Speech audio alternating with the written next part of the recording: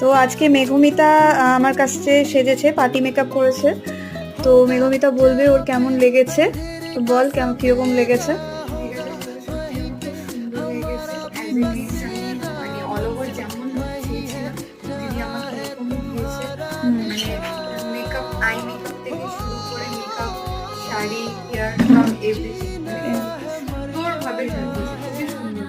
আচ্ছা, thank you. তো চোখটা বন্ধ কর, দেখি।